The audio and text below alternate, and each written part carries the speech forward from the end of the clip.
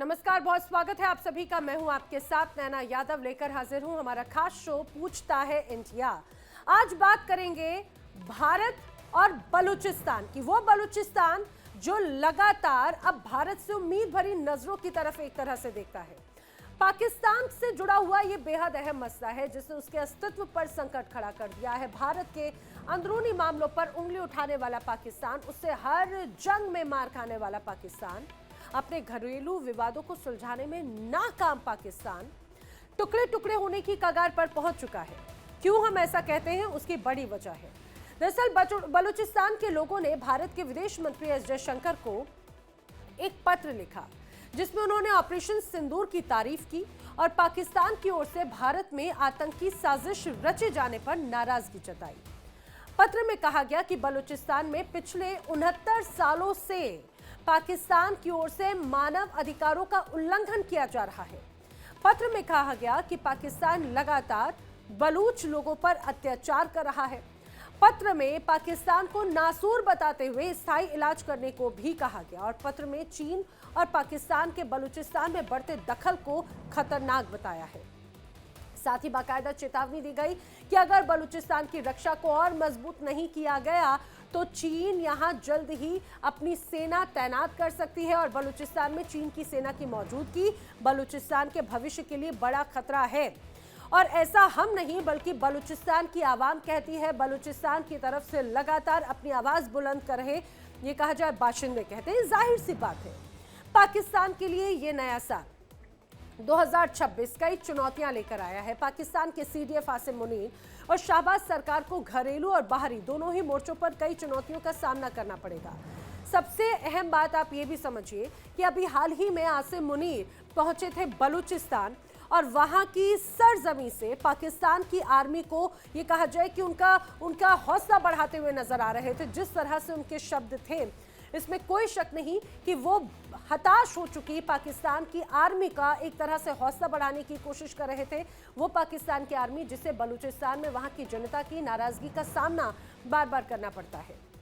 अब ऐसे में आपको आइए मैं बताती हूं कि वो चुनौतियां कौन कौन सी हैं जिसका सामना कहीं ना कहीं आसिम मुनीर और शाहबाज शरीफ कर रहे हैं। बलूचिस्तान पाकिस्तान का सबसे बड़ा प्रांत है, इसमें कोई शक नहीं। पाकिस्तान के 40% से ज्यादा हिस्से में बलूचिस्तान फैला हुआ है। इसका ग्वादर पोर्ट चीन पाकिस्तान आर्थिक गलियारा यानी कि सीपैक के लिए बेहद अहम केंद्र है। यहाँ पर पाकिस्तान की कुल खनिज संपदा का 80% भंडार है। यहाँ दुनिया के सबसे बड़े तांबे और सोने के भंडार भी यहाँ पर मौजूद हैं। बलूचिस्तान के लोग पाकिस्तान सरकार से नाराज हैं। यहाँ पर मौजूद बलूच लिबरेशन आर्मी यानी कि BLA लगातार पाक सेना पर हमले करती है और हमले करने का उद्देश्य दरअसल पाकिस्तान की तरफ से, पाकिस्तान की सेना की तरफ से जिस तरह से यहाँ पर निर्ममता और यहाँ पे लोगों को कुचला जाता रहा है, अब उसके खिलाफ नाराजगी है। पाकिस्तान के लिए जो दूसरी मुश्किल है वो है खैबर पख्तूनख्वा। ये इलाका दक्षिण एशिया और मध्य एशिया के बीच व्यापार का मुख्य रास्ता है। खैबर पख्तूनख्वा की सीमा है अफगानिस्तान से कनेक्टेड और यहाँ भी चीन पाकिस्तान आर्थिक गलियारा यानी कि सीपैक का बहुत बड़ा हिस्सा है। यहाँ से पाकिस्तान के कुल खनिज का 20% उत्पादन होता है और खैबर पख्तूनख्वा के लोग भी पाकिस्तान से नाराज हैं। यहाँ की तहरीक-ए-तालिबान पाकिस्तान और पाकिस्तानी सेना के बीच में अक्सर संघर्ष होते रहते हैं। पाक सेना पर यहाँ के लोगों पर अत्याचार के आरोप लगते रहते हैं। अफगानिस्तान और पाकिस्तान के रिश्ते काफी तनावपूर्ण है, इसमें कोई शक नहीं। पाकिस्तान तालिबान पर TTP को बढ़ावा देने का आरोप लगाता है। हालांकि अफगानिस्तान हमेशा से ही पाकिस्तान के आरोपों को नकारता रहा है। इतना ही नहीं बल्कि अफगानिस्तान सरकार पाकिस्तान के साथ में बॉर्डर यानी कि डुरून लाइन को भी नहीं मानता। पाकिस्तानी सेना अफगानिस्तान पर अक्सर बड़े हथियारों से हमले भी करती रहती है। चौथी बड़ी बात, रावलपिंडी के अदियाला जेल में बंद इमरान खान के परिवार और उनके समर्थक पाकिस्तान सरकार और खास करके आसिम मुनीर के खिलाफ नाराजगी जताते हैं। ये लोग इमरान खान को अवैध रूप से सजा दिए जाने का आरोप लगा रखे हैं। तो ये कुछ ऐसी 4 बड़ी चुनौतियां हैं, 4 से 5 ऐसी बड़ी चुनौतियां हैं जो पाकिस्तान के लिए मुश्किल कहीं ना कहीं खड़ी करते हुए नजर आती हैं। और इन मुश्किलों के अलावा पाकिस्तान अक्सर भारत के खिलाफ जहर उगलता रहता है, भारत के खिलाफ आतंकी साजिशें रचता रहता है। पाकिस्तान की हर हिमाकत का माकूल जवाब भी लगातार भारत की तरफ से दिया जाता है। अब भारतीय सेना कभी सर्जिकल स्ट्राइक करके, कभी एयर स्ट्राइक करके, कभी ऑपरेशन सिंदूर के जरिए पाकिस्तान को सबक सिखाता है। अब एक बार फिर अमेरिका की एक रिपोर्ट आई जिसने 2026 में भारत पाकिस्तान के बीच संग्राम की आशंका जताई और उसकी वजह भी इस रिपोर्ट में पाकिस्तान की आतंकी साजिशें ही बताई गई। लेकिन इन सबसे इतर आज जो बड़ी चुनौती है वो कहीं ना कहीं बलूचिस्तान है और वो बड़ी चुनौती पाकिस्तान के हुक्मरान, यहाँ की सेना के खिलाफ ही नजर आती है। उसकी वजह यह है लगातार आवाज उठ रही है बलूचिस्तान से, यहाँ की सेना के खिलाफ, यहाँ की आवाम की आवाज बुलंद होती है और इसीलिए बार बार यही बात कही जा रही है। जिस तरह से मीर यार बलोच की तरफ से एक ओपन लेटर भारत के लिए लिखा गया और उसमें यह कहा गया कि वो वहां बलूचिस्तान के 70 से 80% लोग भारत के साथ में आना चाहते हैं। तो सवाल यही, क्या पाकिस्तान अब खंड खंड होने की कगार पर है और उसका ये हिस्सा उसकी नीतियों की वजह से जाने वाला है? इसके साथ ही कई बड़े सवाल जो हैं वो खड़े हो रहे हैं। क्या बलोच लोग पाक सरकार के खिलाफ विद्रोह पर उतर सकते हैं? क्या पाक सरकार और सेना पर बलूचिस्तान को भरोसा अब नहीं रहा है? क्या पाक सरकार की नीतियों की वजह से ही दुश्मन लगातार बढ़ते जा रहे हैं? ये वो सवाल है जिनको जानने की कोशिश करेंगे। हमारे साथ में खास मेहमानों का जो पैनल है वो कनेक्ट हो रहा है। भूराजनीतिक विश्लेषक रिटायर्ड कर्नल संजीव मालिक जी मेरे साथ में कनेक्टेड हैं। रक्षा विशेषज्ञ retired group captain UK Devnath ji मेरे साथ में कनेक्टेड हैं। पाकिस्तान से पत्रकार डॉक्टर सज्जाद बुखारी मेरे साथ में कनेक्टेड हैं। पाकिस्तान से पत्रकार मेरे साथ में कनेक्ट हो रहे हैं हुसैन जावेद जी भी। आप सभी का इस पूरी चर्चा में बहुत बहुत स्वागत है। मैं लेकिन इस पूरी चर्चा की शुरुआत एक तरह से करना चाह रही हूँ संजीव मालिक जी आप ही के साथ में, क्योंकि हम बलूचिस्तान को लेकर पहले भी हम चर्चा कर रहे थे। अब एक बार फिर से बलूचिस्तान की तरफ से मीर यार बलोच का ये ओपन लेटर पाकिस्तान की आवाम के लिए या पाकिस्तान की सरकार के लिए तो एक बड़ी चुनौती है, लेकिन एक बड़ा संदेश उनके इस ओपन लेटर में है भारत के लिए भी, पाकिस्तान के लिए भी। जी नन्ना जी नमस्कार और मेरे सभी को पैनलिस्ट को मेरे नमस्कार। नन्ना जी, बलूचिस्तान का जो इशू चल रहा है, ये इशू ऐसे जैसे जैसे कोशिश पाकिस्तान की हो रही है इसको एक कंट्रोल में करने की, ऐसा लगता है कि बलूचिस्तान उतना ही फिसलता जा रहा है। और इसको कहने के पीछे मेरा कारण ये है कि इसके पीछे जो रीजन्स हैं वो रीजन उनको एड्रेस नहीं किया जा रहा है। देखिए, बलूचिस्तान आज भी पाकिस्तान का, जैसे आपने इंट्रोडक्शन में बताया, बिल्कुल सही बात है, पाकिस्तान का बहुत एक अहम आज की डेट में प्रोविंस है जो कि 1944 में एक्चुअली पहला मौका था जब इसको इंडिपेंडेंट रखने की कवायद की गई थी, लेकिन उस टाइम नहीं हुआ। 47 में जब पार्टीशन हुआ, 47 के बाद भी कलात के राजा ने इसको मार्च 48 तक इंडिपेंडेंट रखा था। उसके बाद पाकिस्तानी आर्मी का वहां पे डिवीजन हुआ और उन्होंने उसको एक्सेशन अपने इसमें मिला लिया और वहां के कलात के राजा ने साइन भी किए एक्सेशन पे। उसके बाद से ये जो स्टेट है ये बहुत ही ज्यादा नेग्लेक्टेड रहा है। ये देखिए, इसकी इंपॉर्टेंस देखिए, जो बलूचिस्तान है, बलूचिस्तान पाकिस्तान को अरेबियन सी सी कोस्ट लाइन से, और ये देखिएगा पूरा स्टेट ऑफ हॉर्मुज के साउथ में होके बहुत ज्यादा इसको जियो पॉलिटिकल इसकी महत्व देता है। कारण इसी कारण से, इसी ग्वादर के और पूरे एरिया की इंपॉर्टेंस होते हुए चाइना ने सी पैक को यहां से प्लान किया। चाइना ने ऊपर से केपी के होते हुए जो प्लान किया है पूरा, चाइना का मकसद यही था कि मैं, अगर मेरे को इंडियन ओशन से जो सी रूट्स है उसकी दिक्कत होती है तो ये रूट उनको बहुत काम आएगा और पूरा पूरा उनका व्यवहार, उनका व्यापार सॉरी, यहां से चैनलाइज किया जाएगा।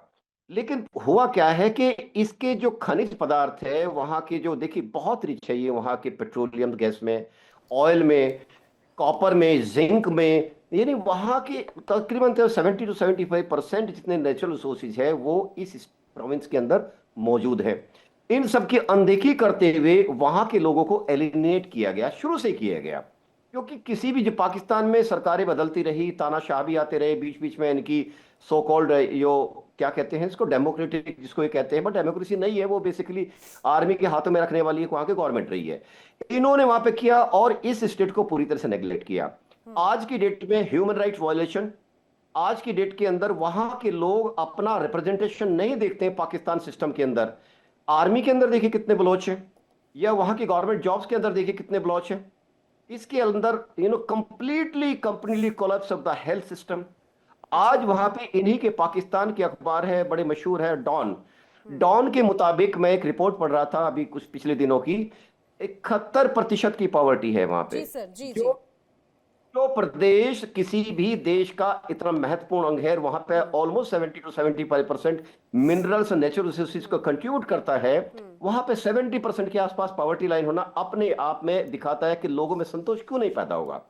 बिजली की स्थिति देखिए, इंफ्रास्ट्रक्चर के गैप्स देखिए, वहां के अंदर स्कूल्स, वहां के अंदर रोड्स, और रोड्स अगर होने से नहीं होता है, रोड्स एक तरह से किसी भी देश या प्रदेश की डेवलपमेंट की एक तरह से पैर होते हैं।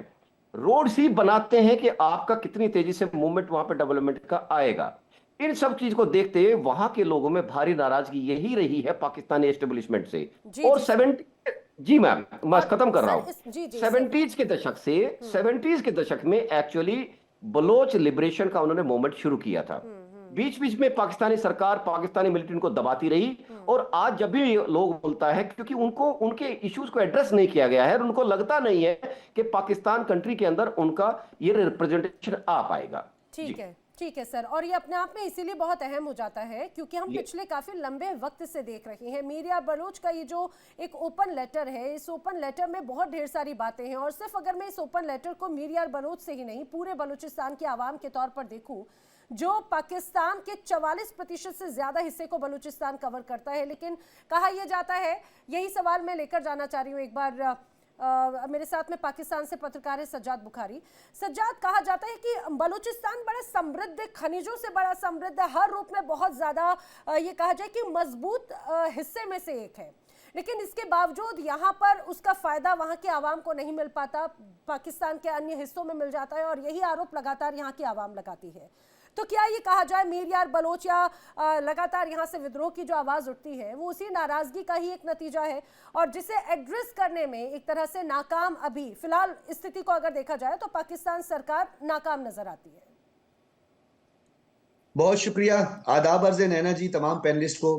पाकिस्तान जिंदाबाद, पाकिस्तान पाइंदाबाद। आपने जो सवाल मुझसे किया तो संजीव मलिक जी और यूके देवनाथ जी जैसे लोग भी आपके इस पैनल में मौजूद हैं, जो बड़े मंझे हुए और स्टेटिस्टिक्स और फैक्ट एंड फिगर्स के साथ सारे आते हैं। तो बलूचिस्तान के हवाले से मैं थोड़ी इसकी वजाहत देता चलूं। मेरा ताल्लुक बलूचिस्तान से, तो बलूचिस्तान की जोग्राफियाई, स्ट्रेटेजिक लोकेशन, इंपॉर्टेंस का मुझे जो है सारा इल्म है। एक तो संजीव मलिक जी, आपने 1948 में कहा कि जी वहां पे पाकिस्तान की फौज आ गई थी, तो आप अपनी मालूमात को थोड़ा दुरुस्त कर लें। अगर तो आपको मेरी किसी रेजिमेंट का नाम आता है या आपको किसी मेरे जो है बटालियन का नाम आता है तो 1948 में बता दीजिएगा। वो तो पाकिस्तान का क़याम तब अमल में आया था और 1948, और ये थी जी 27 मार्च, जब उस वक्त के Khan of Kalat Mir Ahmad, Prince Mir Ahmad यार खान ने इल्हाक किया था। और उसी से पहले जाम मोहम्मद गुलाम कादिर, जो जाम ऑफ बेला जो है उसको रिप्रेजेंट करते थे, उस वक्त वो 3 स्टेट्स वो भी थी। तो ये 4 की 4 स्टेट्स ने बलूचिस्तान के साथ इल्हाक किया था। ये तो पहले मैं आपको वजाहत देता चलूं। दूसरी बात है, आपने एक शख्स का यहाँ पे जिक्र किया, मीर यार बलोच।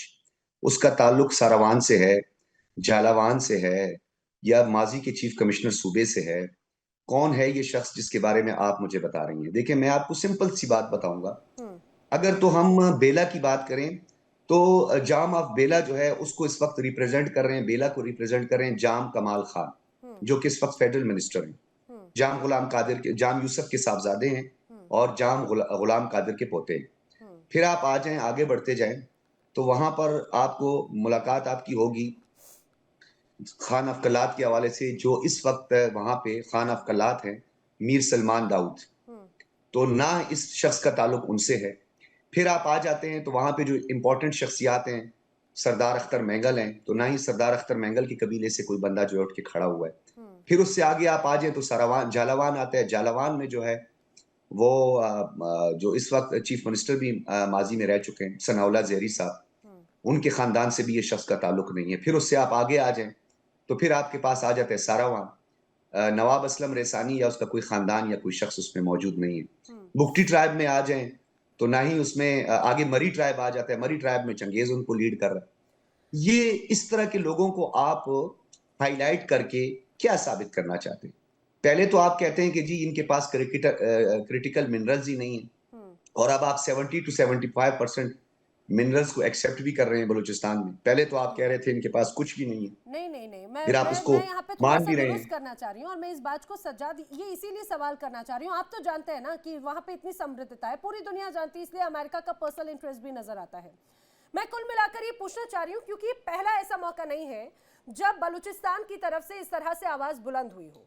क्या बलोच लोगों पर पाक सरकार ने ध्यान नहीं दिया और पाक सरकार के खिलाफ अब लोगों का विद्रोह जो है वो और भी ज्यादा बढ़ता हुआ नजर आ रहा है? देखिए नैना, मैं आपको उसी जवाब की तरफ आ रहा हूं। अब आ जाते हैं कि आपने रिसोर्सेज की बात की और चाइना की बात। चाइना खुद जो है अपना जो उसका वेस्टर्न साइड है उसको एक अलाइनमेंट के तौर पर उन्होंने हमारे फ्लैगशिप मंसूबे का हिस्सा बनाया, यानी एक फ्लैगशिप मंसूबा गवादर डीप सी पोर्ट, जो कि 10 से ज्यादा उस पर बर्थ बनने जा रहे हैं और एक डीप सी पोर्ट है, आप भी उसको जानते हैं। और फिर ये जो स्टेट ऑफ हुर्मस की जो है संजीव मलिक साहब ने जिक्र भी किया, तो उसका जो नेचुरल रूट बनता है वो यही हमारी वेस्टर्न अलाइनमेंट है। और ये वहीं के बलूचिस्तान के जो इस वक्त लैंडलॉर्ड्स हैं, बलूचिस्तान के ट्राइबल चीफ्स हैं, ये उन्हीं की डिमांड थी कि इसको मगरबी रूट के जरिए गुजारा जाए और उस मगरबी रूट पर बड़ी तेजी से काम भी हो रहा है। अब मसला ये है कि ये जो आपने इंसर्जेंसी का जिक्र किया है, तो ये खैर बख्श मरी साहब थे उस वक्त जो कि अफगानिस्तान चले गए थे।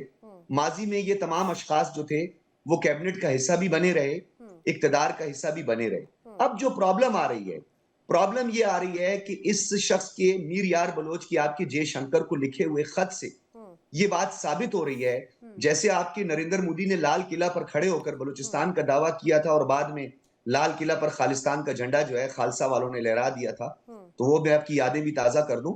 तो बलूचिस्तान को आप उस इंसर्जेंसी को फाइनेंस करते हैं, आप उस इंसर्जेंसी को सपोर्ट करते हैं, और वो बीएलए जो कि इंटरनेशनली टेररिस्ट डिक्लेयर हो चुकी है उसको आप फाइनेंस करके उनको फ्रीडम फाइटर्स यहां पर करार दें। का नाम इस रूप में लिया क्यों नहीं?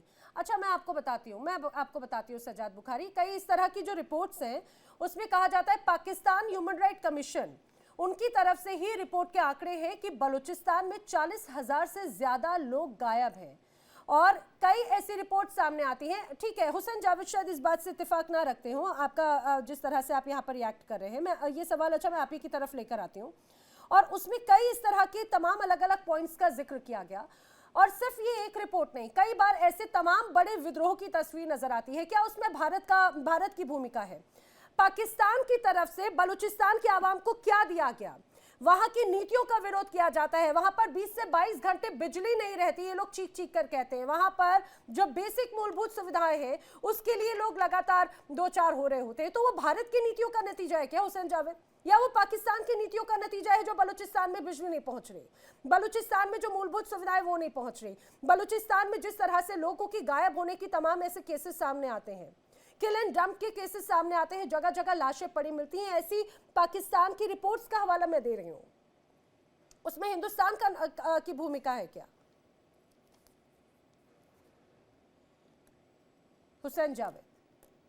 अच्छा मैम, आप मुझसे सवाल करें। जी जी मैम, आपका शुक्रिया कि आपने मुझे इनवाइट किया और तमाम जो हमारे पैनलिस्ट हैं उनको भी सलाम। देखें, मैं बुखारी साहब की जो बात है उसको लेके आगे चलूंगा। उन्होंने खुद ही बता दिया उनका ताल्लुक वहां से, उनसे बेहतर उस जमीन को कौन जानता है कि वहां पे इंफ्रास्ट्रक्चर की क्या हालत है, वहां पे ह्यूमन डेवलपमेंट इंडेक्स जो है वो कहाँ पे खड़ा है, वो बहुत बेहतर जानते हैं, because son of the soil है, इसमें कोई शक नहीं है। हाँ, ये बात मैं आपकी मानता हूँ, क्योंकि इलाका इतना बड़ा है तो हर जगह पे कई दफा हुकूमत के लिए पॉसिबल नहीं होता कि वो उनको वहां के वहां को सही तरह से फैसिलिटेट करें। लेकिन इसका ये मतलब नहीं है कि वो बिल्कुल ही एक बिछड़ा हुआ इलाका है। वो वहां पे बहुत ज्यादा पैसा मिलता है सरदारों को भी, ताकि वो अवाम तक ट्रांसफर हो, और अब वहां पर सरदारी सिस्टम आहिस्ता आहिस्ता कमजोर भी हो रहा है। प्रॉब्लम ये है, ये सारा मसला शुरू हुआ जब यहाँ से ऐलान हुआ कि यहाँ से सी पैक का रूट जाएगा, और ऑब्वियसली सी पैक चाइना के लिए बहुत अहम है, हमारे लिए बहुत अहम है, और वहीं से कई हमारे ऐसे हमसाए हैं जिनको ये चीज पसंद नहीं आई, और उन्होंने कहा क्यों ना इस चीज को एक आलमी आतंकवाद का गढ़ बना दिया जाए, और वही कुछ हम यहाँ पे इस तरह देख भी रहे। तो सच्चाई तो ये है। और आपने इंट्रो में बताया, आपने मीर यार की बात की, तो मैं तो ये समझना चाहता हूँ कि ये साहब पहले हैं कौन?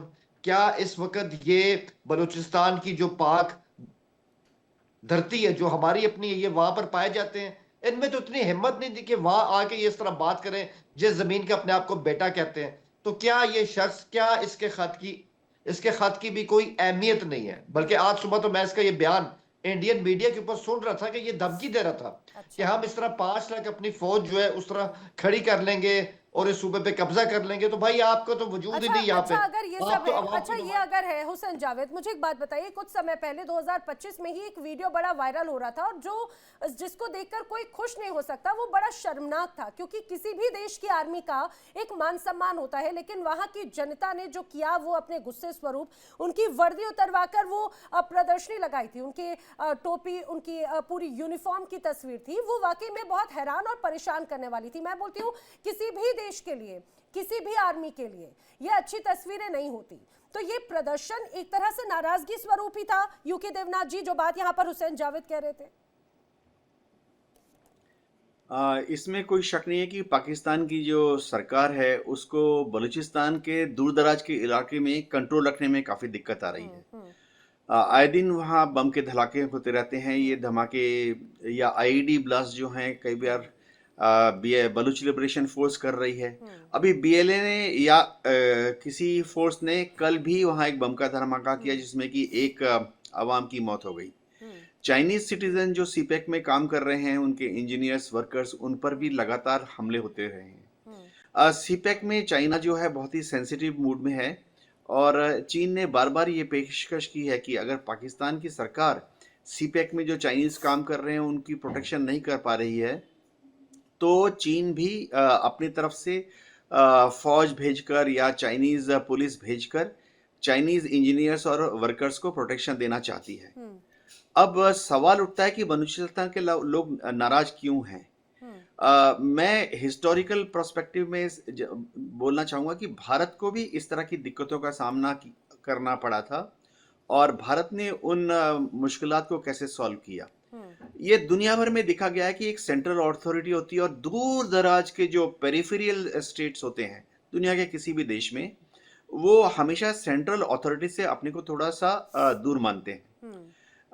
बलूचिस्तान में भी जो लोग हैं वो अपने को शायद रावलपिंडी या इस्लामाबाद से थोड़ा दूर समझते हैं। कल्चरली थोड़ा अलग लोग हैं। वो बलूच हैं, काफ़ी हिम्मती होते हैं, बहादुर होते हैं। ईरान के सिस्तान के लोगों के साथ उनका उठक बटक रहा है। हजारों साल से उन्होंने वहाँ पर बाहरी ताकतों को आने नहीं दिया। भारत में हमने ऐसी प्रॉब्लम्स को कैसे सॉल्व किया? तरीका ये था कि अभी सरदारी सिस्टम का इन्होंने नाम लिया, एकदम सही कहा। हिंदुस्तान में भी हमने शुरुआत उसी तरह से की कि दूर दराज के इलाकों में जो भी ट्राइबल्स हैं, उनके जो चीफ्स हैं और लोकल बॉडीज हैं जैसे जिगरा, उनको एनकरेज किया गया कि सेंट्रल फंडिंग उनको दी जाएगी और वो अपने इलाके का डेवलपमेंट करें। तो इससे उनमें पार्टिसिपेशन का एक भावना आई। अभी भी नैना जी, आपके चैनल के थ्रू मैं आपको बताना चाहता हूं कि अभी भी भारत में कुछ हिस्से हैं जहां पर अलग आर्म्ड स्ट्रगल, आर्म्ड मूवमेंट है, ओपन सोर्स है। नक्सलाइट मूवमेंट अभी भी थोड़ा थोड़ा चल रहा है। लेकिन हमने क्या किया है कि जहाँ पे भी नक्सल मूवमेंट है उनको एनकरेज किया है उनके लीडर्स को कि आके सरेंडर करें, और सरेंडर करते ही अगले दिन ही उनको हम एक एकोमोडेशन, सरकारी घर दिया जाता है, उनको नौकरी दी जाती है, उनको एक स्टाइपेंड, काफी बड़ा नहीं, लेकिन धनराशि दी जाती है। यहाँ पर ये बात, चाहे बात हुसैन जावेद की हो या सज्जाद बुखारी, वो बार बार ये बात कह रहे हैं कि मीडिया और बलोच को कोई जानता नहीं है, उसको तवज्जो दी जा रही है। मैं एक बात यहाँ पर जरूर मेंशन करना चाह रही हूँ, यहाँ पर ये सिर्फ एक या दो व्यक्ति की बात नहीं है या फिर एक या दो ऐसे मौकों की बात नहीं है। ऐसे एक लंबी फहरिस्त है प्रदर्शनों की, आंदोलनों की, और खुद ये कहा जाए कि जो खासतौर से बलूचिस्तान या गिलगित बाल्टिस्तान के इलाके की जो नुमाइंदगी करते हैं, उनकी तरफ से खुद अपने पार्लियामेंट के अंदर, खुद अपने संसद के अंदर खड़े होकर ऐसे बयान सामने आए हैं जो अपनी सरकार पर, अपनी सेना पर आरोप लगा रहे हैं कि उनको नजरअंदाज कर दिया जाता है। नैना जी देखिए, एक तो इसी में एक पॉजिटिव इंडिकेशन है। अगर जो लोग दूर दराज के क्षेत्र में हैं, चाहे बलूचिस्तान के लीडर्स हैं, उनके जो मेंबरान हैं पार्लियामेंट में, अगर अपनी बात बोल सकते हैं, तो मेरे ख्याल से एक पॉजिटिव फैक्टर है। नहीं, लेकिन उसका फर्क क्या पड़ता है? हाँ, मैं उस पर आ रहा था। तो सबसे एक पॉजिटिव चीज़ ये है कि बलूचिस्तान या खैबर पख्तूनख्वा के दूर दराज के जो लीडर्स हैं, जब वो उनकी नेशनल असेंबली में बात उठाते हैं, तो उसका मतलब है कि उनको एक बोलने का मौका दिया जा रहा है। डेफिनेटली इसके बाद क्या होता है वो ज़्यादा इम्पोर्टेंट है। बेशक। आमतौर पर अगर असेंबली में ऐसे पॉइंट्स आते हैं, तो हुक्मरान चाहे किसी भी पार्टी के हों, उनका ये हक, उनका ये रेस्पॉन्सिबिलिटी है, जिम्मेवारी है कि वो उनकी बात को, वो किस लिए नाखुश हैं उसको ध्यान से सुने और ज़रूरत से ज़्यादा उनको स्टेट स्पॉन्सर्ड हेल्प करें, यानी कि सर सिंपैथी आप ये दिखाएं, मानते हैं ना कि एक एम्पैथी लंबा दिखाएं। इंतजार जो है यहाँ पर जरूर करना पड़ा है। मैं संजीव जी का रुख करूं, लेकिन उसके पहले सज्जाद, यही सवाल आपसे। आपने कहा ठीक है मीर यार बलोच को आप छोड़िए, आप ही यहाँ के असेंबली के एमएलए चौधरी अख्तर या अर्दशीर कुरैशी, उनकी तरफ से बाकायदा ये जो बयान सामने आए थे, उनकी तरफ से कहा गया था बाकायदा कि भाई जिस रूप में 1947 में जबरदस्ती कब्जा हुआ, जनमत संग्रह करा, 80% से ज्यादा लोग पाकिस्तान छोड़ने पर बेताब बैठे हैं, तैयार बैठे हैं, तो एक या दो बार की आवाज नहीं है ना। हमने देखा 2024-25 के दरमियान कई बार ऐसे आंदोलन हुए जो पाकिस्तान की सेना के खिलाफ गिलगित बल्तिस्तान बलूचिस्तान के इस प्रांत में देखने को मिले हैं। कितनों की आवाज को आप, कितनों को आप अलगाववादी या देशद्रोही कहेंगे? फिर एक तो पहले मैं वजाहत देता चलूं कि बलूचिस्तान में कोई भी चौधरी और बलूचिस्तान में कोई भी उसका पार्लिमानी पीओके का है, लीडर मैंने या इसमें गिलगित बल्तिस्तान बलूचिस्तान इस पूरे प्रांत की बात की। पीओके का ये तो जी, पीओके वो के पता है नहीं ना। कुरैशी साहब, मैं तो तमाम कैबिनेट को जानता हूं, आज से नहीं जानता, मुझे भी सहाफत से जुड़े हुए 25 साल हो गए हैं। पता नहीं आप किसका का जिक्र कर रही हैं। अच्छा। थोड़ा सा मैं आपको बलूचिस्तान के हवाले से बताना चाह रहा था कि बलूचिस्तान की रियासतें जो है वो 1948 में जम हुई हैं, और जो जाम ऑफ वेला है, जाम गुलाम कादिर, उन्होंने 17 मार्च 1948 को ही हिलाक कर दिया था, जबकि मीर अहमद यार खान ने 27 मार्च 1948 को बलूचिस्तान के साथ हिलाक किया था। गो के प्रिंस करीम जो थे थोड़े नाराज हुए थे, वो चले गए थे, उन्होंने नहीं माना थी, ये बात नहीं मानी थी, ये मुझे पता है, इस बारे में सब जानते भी हैं। अब आते हैं बात ये कि अगर तो बलूचिस्तान पर हम काबिज हुए हैं, ये बलूचिस्तान पर उस वक्त की कोई फौज काबिज हुई है बकौल संजीव मलिक जी के, 1947 में पाकिस्तान का क्याम अमल में आता है और 1948 में हमारी फौज इतनी ताकतवर होती है कि हम बलूचिस्तान पे कब्जा कर लेते हैं, जहां पे ब्रिटिश गवर्नमेंट नहीं कर सकी है। खैर चले, वो अलहदा बात है। अब इस इल्हाक के बाद मुझे आप बताएं, टिल नाउ 2026 में हम दाखिल हो चुके हैं, मैं सज्जाद, तो कोई मैंने एक आपको- रेजोल्यूशन सुनिए, अक़वाम आप बात मुत्तहिदा पूरी में है करें, बलूचिस्तान। आप बात पूरी करें। मैंने इससे थोड़ा सा वक्त लिया कि मैं अपने फैक्ट गलत ना करूं। अब तो ये और हैरानी की बात हो गई सज्जाद बुखारी कि आप पीओके, गिलगित बल्तिस्तान या इस तरह के यहाँ के इन प्रांतों के नेताओं को भी पहचानने से इनकार कर दे रहे हैं। आप कहते हैं कि आप चौधरी अख्तर को नहीं पहचानते, अर्दशीर कुरैशी को नहीं जानते, पीओके के नेता हैं, वहां से एमएलए चुनाव लड़कर आते हैं। हैरानी की बात है आपने उनको पहचानने तक से मना कर दिया, तो आवाम को क्या पहचानेंगे? बलूचिस्तान की बात की है ना, तो बलूचिस्तान ही रेलिवेंट बनता है ना, रेलिवेंसी बलूचिस्तान से बनती अरे है ना। एक जनाब, शख्स मैंने जिसका तो जिक्र ताल्लुक किया ना, बलूचिस्तान, मैंने तो जिक्र किया, आपने कहा मैं तो इन लोगों को जानता नहीं। मैं वही बात कर रही हूँ। नहीं, अभी आपने कहा जब अगर बलूचिस्तान से पाकिस्तान एमएलए, के आप पत्रकार नहीं पहचानते तो सरकार या फिर वहां की जो सेना है, वहां की तो आवाम को भी नहीं पहचानती। और यही बात तो लगातार इस पूरे प्रांत की एक तरह से रही है। उनको बार बार इसी बात को लेकर नाराजगी रहती है। देखिए मैं आपको नैना जी बताना चाह रहा हूं, देखिए आपको भी तो मालूमात में आपकी इजाफा हो जाए ना, आपके लिए भी कंटेंट आसान हो जाएगा कि आपने कहा कि बलूचिस्तान से एमएलए हैं, हमारे यहाँ एमएलए नहीं अरे होता, मैंने तो हमारे यहाँ गिलगित एमपीए बल्तिस्तान और का भी एमएनए जिक्र होता है। किया, मैंने तो गिलगित बल्तिस्तान का भी जिक्र किया, लेकिन आप ये तो जी, मानते हैं ना गिलगित उनकी तरफ से बल्तिस्तान की बाकायदा भी, इस बात का जिक्र किया गया था। और 2024-25 में एक बार नहीं कई बार ऐसे तमाम मूवमेंट्स हुए हैं जो लगातार पाक सेना, पाक सरकार के खिलाफ यहाँ की जनता आवाज बुलंद करती रही है। आप यहाँ पे मेरी बातों को मैनिपुलेट या फिर खींच करके अगर दूसरी तरफ ले जाने की कोशिश कर रहे हैं, लेकिन उससे ज्यादा जरूरी इस बात को मानेंगे आप, वहां पे नेताओं को नहीं पहचान रहे। आप ये तो बात मानते हैं कि कितने लोगों को आप देशद्रोही या अलगाववादी कहेंगे? मैंने ना किसी को देशद्रोही कहा है, आप अपनी जरा रिकॉर्डिंग को चेक कर लें। आपने आपने मीर यार बलोच को सुन लेकर तो कहा लेना ना। नैना जी, एक ही आप आपने मेरी मीर यार बात बलोच सुनती का नहीं कहा होती ना जनाब। जी। आपने कहा, आपके वर्ड्स में वन बाय वन आपको बताता हूं, हर्फ ब हर्फ। आपने कहा कि बलूचिस्तान से एमएलए, बलूचिस्तान से एमएलए का आपने टर्म इस्तेमाल किया। हमारे यहाँ एमएलए नाम की कोई चीज नहीं होती, हमारे यहाँ एमएनए और एमपीए होता है, ठीक है, ये मैं पहले बताता चलूं। दूसरी बात ये है, जो बलूचिस्तान से ताल्लुक रखने वाला नहीं होगा, सन ऑफ दिस सॉइल नहीं होगा, तो वो उसकी इंपॉर्टेंस को, उसकी ग्राउंड रियलिटी को ठीक समझेगा है, नहीं मैं तो वो समझ कोई गई। कुछ भी कह दे। अच्छा, आपने मेरे इस ग्राउंड को और बढ़ा दिया। बलूचिस्तान हुआ, गिलगित बल्तिस्तान हुआ, पीओके हुआ, केपीके हुआ, ये जो अलग अलग प्रांत हैं, आप ये तो मानते हैं कि यहाँ पे बड़ा विद्रोह है। आप, अब मैं इस चीज को दुरुस्त करते हुए, आपने बड़ा सर्कल दे दिया, ये अच्छा है। बलूचिस्तान ही नहीं, केपीके, पीओके, गिलगित बल्तिस्तान, हर इलाके में एक बड़ा विद्रोह नजर आता है। संजीव जी, मैनिपुलेट करने की सजाद यहाँ कोशिश कर रहे होंगे, लेकिन मैं ये जानने की कोशिश कर रही हूँ, बड़े लंबे अरसे से, बड़े लंबे वक्त से विद्रोह एक यहाँ पर होता हुआ नजर आता है। क्या पाक सेना उनको अभी तक नजरअंदाज करती रही, इसी वजह से ये एक बड़ा गुबार, बड़ी नाराजगी 2026 में नजर आती है एक बड़े व्यापक रूप में? नैना जी देखिए, सज्जाद और संजीव जी पाकिस्तान गौर। जो पाकिस्तान के मित्र हैं उनके फैक्ट्स उनके साथ। संजीव मलिक जी, मुझे एक मिनट दीजिएगा, जी, मुझे बात- एक मिनट बात दीजिएगा पूरी संजीव करें। मलिक जी, मैं हम्बल एक रिक्वेस्ट है। देखिए, हम ये कह दें कि हम दूध से धुले हैं या 100% बनी हुई इंसान जो है वो गलतियों से भरा हुआ है। इंसान की गलतियां भी हैं, बहुत कोताहियां भी हैं। बहुत माजी में हमसे कुछ गलतियां ये हुई कि हमने ऐसे लोगों का चुनाव किया बलूचिस्तान से जिन्होंने अपने पेट भर लिए, अपने बच्चों को तो उन्होंने लंदन में पढ़ाया, लेकिन बलूचिस्तान को नजरअंदाज उन्होंने किया। फेडरल गवर्नमेंट जो है उनको एनएफसी अवार्ड भी देती रही, 18 कॉन्स्टिट्यूशनल अमेंडमेंट भी दी गई बलूचिस्तान को, और बलूचिस्तान का कोटा, फेडरल कोटा भी उनका 6% से ज्यादा है।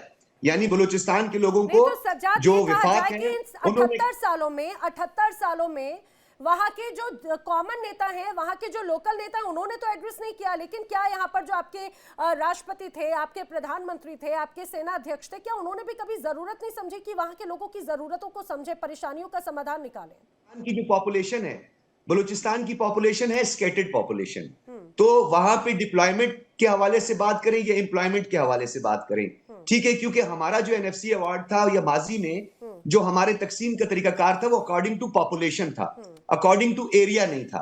तो हमें इस स्कैटर्ड पॉपुलेशन में मसाइल जरूर दरपेश हुए हैं, और ये जो 70% की झंडू कहानी सुनाई है लिटरेसी रेट की या बेरोजगारी की, तो मैं आपको बताता चलूं वो 28% है। वो अपने स्टेटिस्टिक्स को दुरुस्त कर दें, और लिटरेसी रेट 28% है, ठीक है। ये मैं आपको बलूचिस्तान की स्टेटिस्टिक्स बता रहा हूं।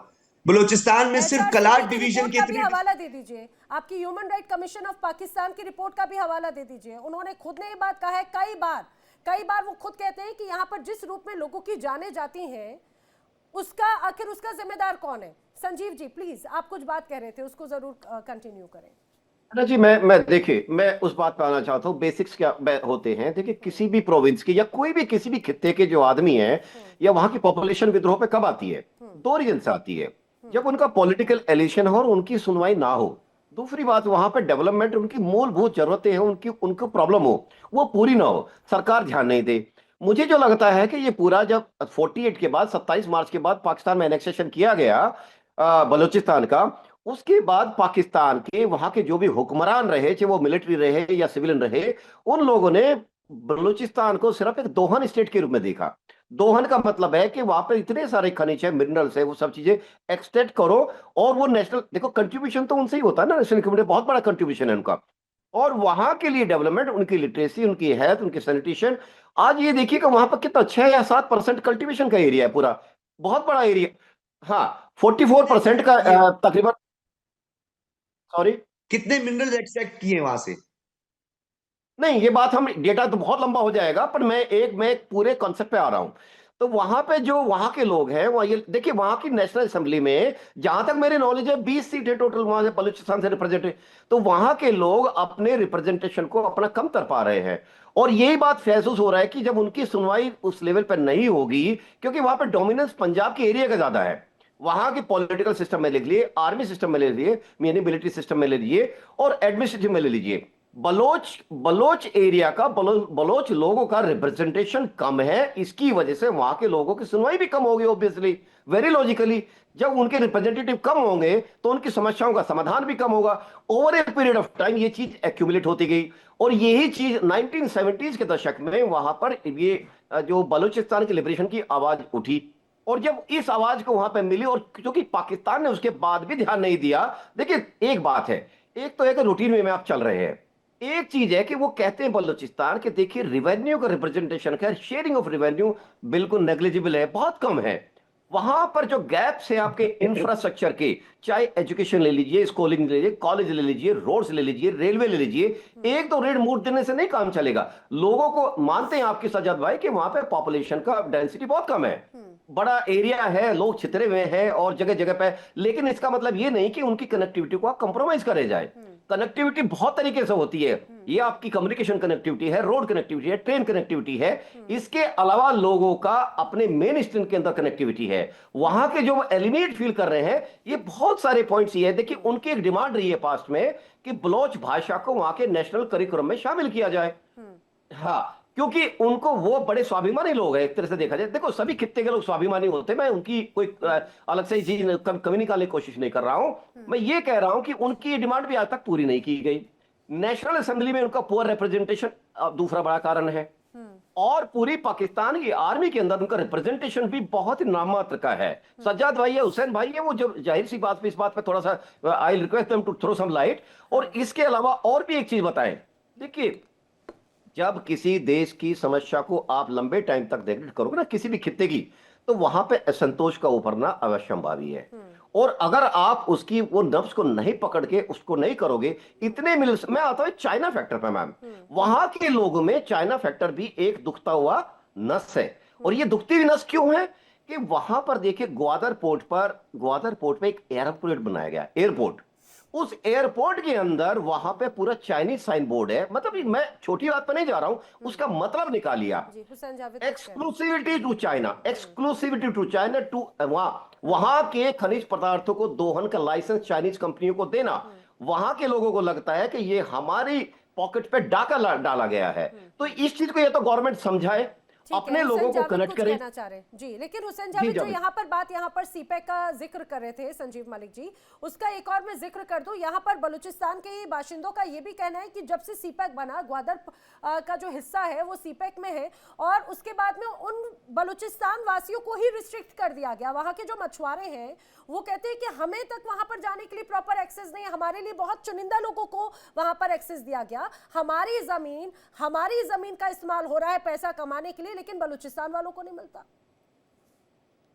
जी देखें, मैंने तमाम जो हमारे पैनलिस्ट उनको सुना, और सबसे पहले मैं आपके सवाल को रिस्पॉन्ड करता हूँ। बात ये है कि आपको पता है कि सी पैक का जो एक तरह का हमारा मैवर है, वो गवादर है, जो हमारी डीप सी पोर्ट है। ठीक है, सारा माल आएगा वहां पे, सब कुछ होगा, असल ट्रेड वहां से होगी, और सी पैक की लाइफ लाइन वो शहर है। ऑब्वियसली जब आप इस तरह की इंटरनेशनल स्टेचर की एक पोर्ट बनाते हैं, वो जो एरिया होता है वो हाई सिक्योरिटी जोन होता है। इस वजह से वहां के जो कुछ ऐसे लोग हैं उनको वहां पे कुछ सिक्योरिटी की वजह से मसले पेश आए, मगर इसका ये मतलब नहीं कि वो सारे का सारा शहर जो है वो उनके लिए नो गो एरिया बन गया है। आज भी वहां पर फिशरी होती है, और फिशरी में जो वहां की लोकल आबादी है उसकी बहुत ज्यादा पार्टिसिपेशन भी है। इसके अलावा संजीव साहब को मैंने सुना, सर देखें, आपने ये सवाल उठाया कि शायद वहां के लोग इस हवाले से जो है वो इस्लामाबाद से खुश नहीं है कि हमें वसाइल में हिस्सा नहीं मिलता, हमें इग्नोर किया जाता है। तो मैं आपको बताऊं, सबसे पहली बात तो ये ठीक है कि वो वहां पे बहुत ज्यादा मिनरल्स है, इस पर कोई शक नहीं है। अगर वहां के जो मिनरल्स सारे मुल्क में इस्तेमाल होते हैं, तो वहां के जो सरदार है उनको उस मद में भारी रॉयल्टी भी मिलती रही है पिछले 60-70 साल में। ऐसा नहीं है कि सब कुछ ऐसे फ्री हो गया है। चाहे आप उसमें सुई के इलाके की बात कर लें या किसी भी इलाके की बात कर लें, सालाना बहुत भारी किस्म की रॉयल्टी मिलती रही है। और फिर आपने कहा कि चूंकि वहां के लोग हैं तो उनकी इतनी ज्यादा नुमाइंदगी नहीं होती, उनकी पार्टिसिपेशन नहीं होती असेंबली में। तो मैं बताऊं, उनकी आबादी बेशक कम है, लेकिन सेनेट में उनको बहुत अच्छा रेशो दिया गया जहां वो अपनी बात इस तरह से रख सकते हैं। हमारे एक नेशनल असेंबली होती है और एक सब इतना सेनेट गुडी होता है। गुडी है, सब इतना गुडी गुडी है, तो बलूचिस्तान की जनता क्यों नाराजगी जताती है? अच्छा, जब सब कुछ इतना वही प्यारा प्यारा है और सारे अधिकार उनको देखिए, मिलते हैं। तो मैं उसी तरफ आ रहा हूं, मैं उसी तरफ आ रहा हूं। एक और बात, संजीव जी ने एक और बात की कि यहाँ पे रेलवे के हालात अच्छी, तो मैं आपको बताऊं कि सर केपी के से ज्यादा अच्छा और ब्रॉडर किस्म का जो रेलवे सिस्टम है वो 1947 से आज तक वो इसी इलाके में है। और ठीक है। बहुत मुश्किल था यहाँ पे इस तरह का इंफ्रास्ट्रक्चर कायम करना, लेकिन वो कायम है। और फिर इसमें एक और बात आती है, आपने कहा कि हालात क्यों खराब है और इस तरह चीजें क्यों है। देखिए, ये बात सही है कि जो वहां के वहां में एक एहसास उनमें है कि हमें जो है जितनी अपॉर्चुनिटीज दी गई वो ज्यादा होनी चाहिए, इससे ज्यादा होनी चाहिए। ठीक तो है। मैं बताऊं, ये एहसास इस्लामाबाद में है। ये इस्लामाबाद में, और उसको मजीद बेहतर होना चाहिए पर एहसास होते गवर्नेंस के होते इशू बड़ा है। वक्त लगा लेकिन दिया ना हुसैन जावेद, 78 इयर्स, इट्स जी वेरी मैम लॉन्ग देखिए, टाइम। अगर आप जी मैं अगर आप वक्त एक की और बात बात बता करेंगे, देती हूँ, अगर वक्त की बात आप कर रहे हैं, मैं अपने दर्शकों को भी बताती हूँ, फिर मैं यूके देवनाथ जी का रुख करूंगी। कई ऐसी रिपोर्ट्स बताती हैं कि यहाँ पर खासतौर से हम सभी जानते हैं बलूचिस्तान में 1600 से ज्यादा खनिजें हैं, मिनरल्स हैं, ठीक है, सबकी बड़ी अहमियत है। और सबसे महत्वपूर्ण बात, बलूचिस्तान जैसे इलाके में यहाँ पर गैस का भी एक बड़े स्तर पर यहाँ से निकाली जाती है, 1952 से यहाँ पर निकाली जा रही है, लेकिन बलूचिस्तान को सप्लाई 1986 में आकर मिली। और ये लोग बड़ा आरोप ये लगाते हैं कि बलूचिस्तान को सप्लाई तो बहुत लेट हुई, 40% गैस चोरी हो जाती है, कोयला पंजाब भेज दिया जाता है, लोकल्स को गरीबी मिलती है। इतना ही नहीं, जॉब्स और बाकी सारी लैंड लॉसेस का भी बड़ा जिक्र किया गया है। यहाँ पर भी बात ये कि सीपेक का एक तस्वीर पेश की गई कि सीपेक का यहाँ पर इन्वेस्टमेंट होगा, लोकल्स को जॉब मिलेंगे, लेकिन हकीकत यह है बलूचिस्तान के लोग कहते हैं कि यहाँ पर भी आउटसोर्स किया जाता है, या तो चीनी या तो पंजाबियों को बाकायदा मिलता है। दूसरी बात ये, मैं बार बार रिपोर्ट का हवाला दे रही हूँ यूके देवनाथ जी, ह्यूमन राइट कमीशन की रिपोर्ट है पाकिस्तान की, वो कहती है कि एनफोर्स डिप्लॉयमेंट, डिसअपियरेंसी, मिलिट्री ऑपरेशन से ट्रस्ट टूटा है, रिसोर्सेज मिलिट्री बेसिस या न्यूक्लियर टेस्ट के तौर पर इस्तेमाल कर दिए जाते हैं, लेकिन लोकल्स को कुछ नहीं मिलता। और यही वजह है कि अलगाववाद और प्रोटेस्ट यहाँ पर बड़े स्तर पर होता है। लेकिन ये बात मानेगा कौन? बड़ा लंबा इंतजार हो गया ना आते आते, तो 78 सालों तक वहां के लोग अभी भी इंतजार कर रहे हैं मूलभूत सुविधाओं के लिए। अगर ऐसे में उनकी नाराजगी नहीं सामने आएगी तो क्या होगा? वो देखते हैं बड़ी उम्मीदों से भारत में, जिस पाकिस्तान की तरफ से बार बार जम्मू कश्मीर की बात कही जाती है, वो देखते हैं, बलूचिस्तान के लोग देखते हैं, केपीके के लोग देखते हैं, पीओके के लोग देखते हैं। कई ऐसे इलाके हैं इन प्रांतों में जहां पर 20 से 22 घंटे तक बिजली नहीं होती। वो देखते हैं जम्मू कश्मीर में बड़े अच्छे से इंटरनेट सुविधाएं हैं, बिजली है, IIM है, IIT है, बड़ी अच्छी मेडिकल फैसिलिटीज है। Are you Hussain Javed, reaction? जी जी जी। नैना आपने जी कहा कि देखिए, वहाँ हम ठीक है, ये इशू है, लेकिन मैं एक लाइन में जवाब दूंगा। मणिपुर भी तो आपका, जहां पे इतनी हत्या हुई है, ये तो अभी की बात है, पिछले साल की। आपके पीएम तो अभी वहां गए भी नहीं है, लोगों के सर पे हाथ भी नहीं रखा है, और लग रहा है कि वो मणिपुर जाएंगे भी नहीं। तो ऐसा होता है, ऐसी चीजें होती हैं। आप इसको ऐसे मत पेश करें कि इंडिया एक बहुत ऊंची जगह बैठा और वहां हर चीज सही है। ऐसे जावेद दुरुस्त कर दूं, ऐसी होती है प्रधानमंत्री नरेंद्र मोदी अभी रिसेंटली मणिपुर गए थे, जिस तरह से वहां पर बड़ा तनाव था और बड़ी सौगातें भी देखकर आए हैं। इंफ्रास्ट्रक्चर वहां पे जिस तरह से हुआ, आप जरा इतनी देर में गूगल कीजिएगा, मैं यूके देवनाथ जी का जवाब ले लूं तो ये एक मिसफैक्ट है। अभी हाल ही में 2025 में सितंबर में पीएम मोदी का जाना हुआ, उसके बाद में भी वहां पर बड़ी सौगातें भारत की तरफ से, पीएम मोदी की तरफ से दी गई है। यूके देवनाथ जी जी, मणिपुर में तो जो सरकार बनी है हमेशा लोकल गवर्नेंस की मदद से ही बनी है। चाहे कांग्रेस का रूल हो या बीजेपी का रूल है, हमेशा ये सुनिश्चित किया गया है कि जो ट्राइबल एरियाज हैं मणिपुर में, नागालैंड में भी, अगरतला में भी, कि ट्राइबल्स को ज़्यादा से ज़्यादा रिप्रेजेंटेटिव दिया जाए। मैं आपको एक और चीज़ बताना चाहता हूँ कि वहाँ पर कुछ हिल ट्राइब्स अभी भी हैं जो कि शायद इतना ज़्यादा खुश नहीं हैं, लेकिन पूरी कोशिश की जाती है कि उनके बच्चों को शहरों में लाके बड़े बड़े सरकारी स्कूल में पढ़ाई लिखाई किया जाए। जो दूर दराज के एरियाज़ हैं, नॉर्थ ईस्ट के ट्राइबल्स के जो बच्चे हैं, उनको स्कॉलरशिप देकर इंजीनियरिंग कराई जाए, डॉक्टरी कराई जाए, और तो और सेंट्रल सर्विसेज और स्टेट गवर्नमेंट सर्विसेज में भी उनको रिजर्वेशन देके अपना जो लाइफस्टाइल है उसको इम्प्रूव करने का मौका दिया जाता है।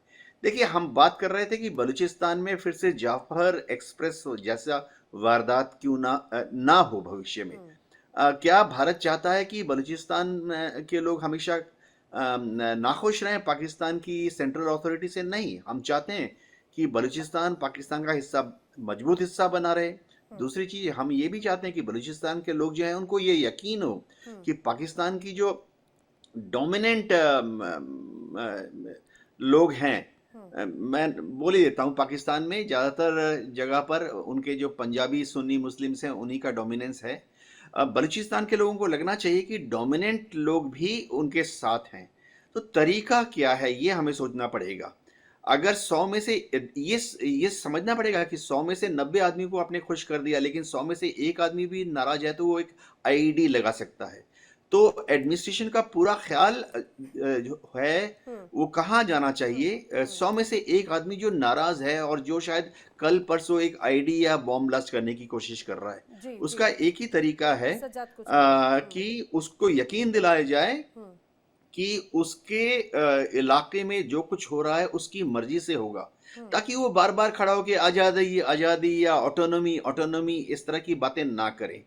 बलूचिस्तान के लोगों को पाकिस्तान के मेन स्ट्रीम से जोड़ना है तो दो तीन चीज़ें बहुत ज़रूरी हैं। एक तो बलूचिस्तान के जो लोग हैं, ख़ासतौर से जो वहाँ के जो प्रोफेशनल्स हैं, पढ़े लिखे लोग हैं, उन सबको एनकरेज करना पड़ेगा कि वो भी दूसरे सूबों में जाएं, लाहौर में आए, वहाँ बड़ा बड़े लंबा वक्त नहीं हो गया, बड़ा लंबा वक्त नहीं हो गया आजाद हुए पाकिस्तान और हिंदुस्तान को। जब हम इतना वक्त देखते हैं अलग हुए तो हम देखते हैं कि 78 ईयर्स से ज्यादा का टाइम हो गया, लेकिन अभी भी बेसिक चीजों को लेकर यहाँ पर लोग परेशान हो रहे हैं। यहाँ पर कुछ कह रहे थे सज्जाद बुखारी। नैना जी, यूके देवनाथ जी जो है वो बड़े मंजे हुए इंसान है, बड़ी अच्छी बातें करते हैं। मुझे उनका ये महज़ब जो तरीकाकार है, मैं उससे हमेशा इंस्पायर हुआ हूँ, मुझे अच्छा लगा है। यूके देवनाथ जी, मैं थोड़ा सा आपको ये बताता चलूं ना, पाकिस्तान की जो 25 करोड़ की पॉपुलेशन है उसमें बलूचिस्तान 2 करोड़ 1.5 करोड़ ले लें, तो मुझे आप बताएं जिसकी जितनी पॉपुलेशन होगी उसका उतना ही कंट्रीब्यूशन होगा, फोर्सेस में उसकी जो अपॉइंटमेंट होगी वो भी उतनी ही होगी।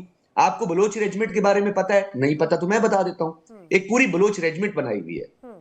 एफसी की बात करें, पैरामिलिट्री फोर्सेस की बात करें, तो उसमें बलूचिस्तान की बहुत बड़ी तादाद।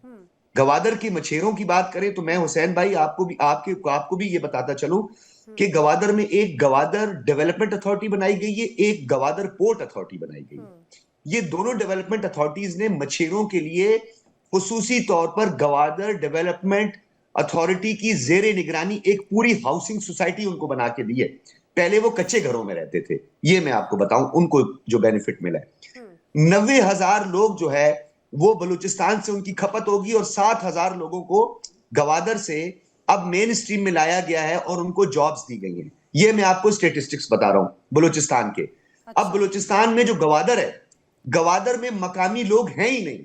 गवादर एक पोर्ट है और गवादर जो है वो 1948 में फेडरल गवर्नमेंट ने, उस वक्त के फील्ड मार्शल अयूब खान ने खरीदा था, इसको परचेज किया था। ये एक पोर्ट थी, ये पहले फंक्शनल थी लेकिन इसमें बर्थ नहीं थे।